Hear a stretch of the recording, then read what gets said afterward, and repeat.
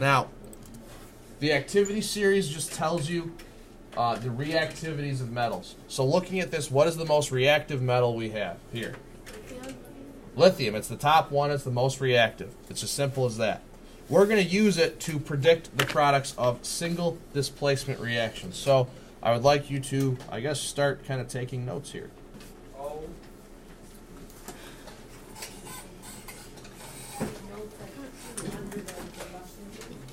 I don't know, somewhere. We're just going to, I'm going to show you some examples. Examples are key here.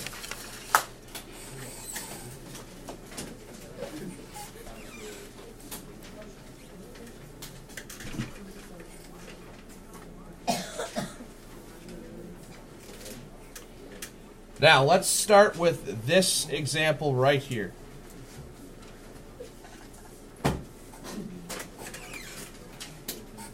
This is what you will begin with. This is just like any type of reaction you're going to get. The first thing you're going to have to do, because it won't always be told to you, the first thing you're going to have to do is identify the type of reaction. Now, my hope is that you'll be able to look at this and say, well, it's one metal on its own, single, reacting with a ionic salt, another metallic compound. Now, that should tell you it's a single displacement reaction. Okay, so once you recognize that, that's the big step. Now, what did I say yesterday about what switches with what? Positives and positives switch. So, what we need to do, next step, is figure out what's positive, what's negative. Now, you find sodium, is it a positive or negative ion? It's positive. It generally will be a positive ion. Let's look at calcium and chlorine. What's the charge on calcium? It's positive. Does anybody know the actual charge? 2. It's +2. Chlorine is -1. Now, as a review, just as a reminder, the first compound or the first element in the compound is always positive. Second one, always negative. Is sodium +1? Sodium is +1, yeah. Now, here's the new part. You know that normally sodium and calcium would switch since they are of like charges. However, let's go and look at the activity series. Which one is higher on the activity series? Sodium or calcium? Calcium is definitely higher. So what that means, nothing's going to happen. You could try to react these two compounds together, sodium and calcium chloride. And generally what would occur, the single element would come over, take the element in the compound and like kick it out and say goodbye. I'm going to form a compound now. But in this case, calcium is stronger, it's more reactive. Sodium shows up, calcium is like, no, pushes it away and like smacks it on the head or something. It says goodbye. I don't know, I just did. Now, the way that ends up working then, this is the easiest problem you'll ever get because all you've got to do is write out no reaction. Nothing happens. That's just NR. So if the single element is lower on the activity series, no reaction occurs. You might even want to write that down.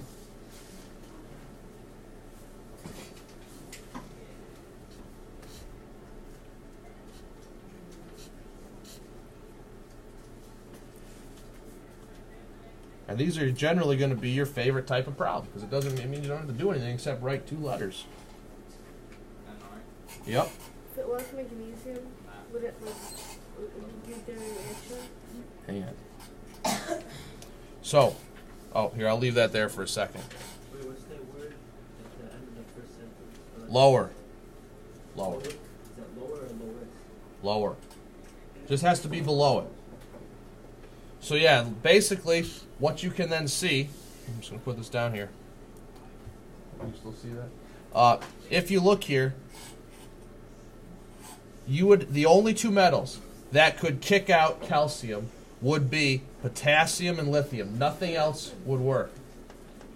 So the only 2 metals where a reaction would occur would be potassium or lithium if they were right here. Otherwise, there's no reaction. So Now, what is the least reactive element on this entire chart? Gold. That's actually why, if you've ever looked at any of, I don't know if you're into any of you are into like audio stereo equipment, video signal, stuff like that, all the cables you plug into the back of your TV generally, or stairs or whatever, they're all supposedly coated in gold because it's the least reactive, and thus it doesn't tarnish, it conducts the signal the best. Neither here nor there. Not a whole lot, it's pretty much worthless, but they still do coat them in it. Yeah, you're like, oh, let's go sell all those cables, right? Yeah, I know. Do it. Okay, next reaction. Magnesium plus hydrochloric acid. Did you memorize like every single thing, like the charges and everything? You do it for a long enough time, you get most of them memorized. Yeah. Now, you've got magnesium, you've got hydrochloric acid. Again, the first element in a compound is positive, the second element's negative. I'm just going to write the charges, the actual charges in to make it simple. Magnesium is +2, in case you were curious. You look it up on your chart, I hope. Now, these two would switch if they were going to switch. So let's see, looking at the chart, whether that'll happen or not. What's higher, magnesium or hydrogen? Obviously, magnesium is higher. So, the single element is not lower, so a reaction does occur. So now you're just going to write them where you are going to basically take the H out, and you're going to write in the new thing. Why do you put H2? Now, It's diatomic.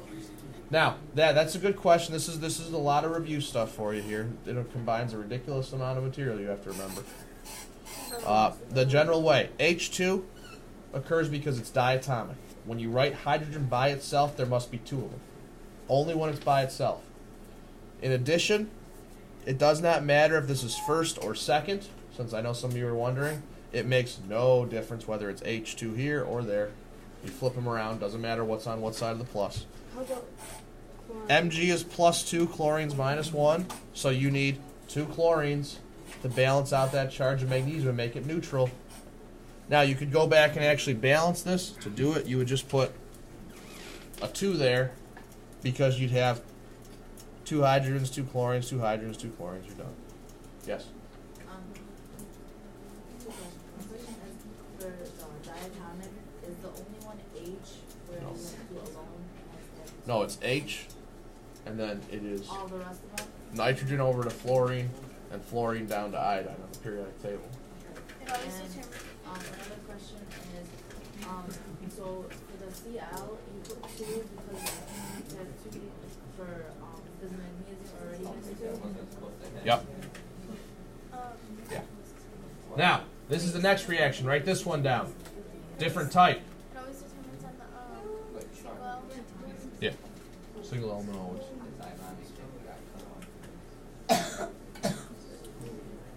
Now, if you look here, you've got zinc iodine plus chlorine. You do not have 2 metals here. Instead, you have 2 nonmetal halogens and 1 metal. So, it's still a single displacement reaction. But, first thing we've got to acknowledge, zinc's plus, iodine's minus, chlorine is minus. Zinc's actually +2, these are both -1. Now, like charge switches with like charge. So, obviously, what 2 are we going to be comparing here? Yes. Now, the one thing you've got to do now is look at the chart, but you'll notice there is a different, much smaller one to use now. This is comparing the reactivities of the 4 halogens. So, which one is higher, chlorine or iodine? Chlorine. Chlorine. So, will a reaction take place here? No. Yeah. No. No. Yeah. So, is the single element lower on the chart than the one in the compound in this case? No, it's higher. So, a reaction does take place. Chlorine is higher on the chart than iodine. So, a reaction takes place. I get confused because the single ones on the other side.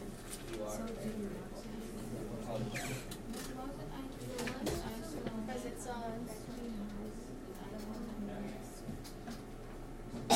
Now, you look at this.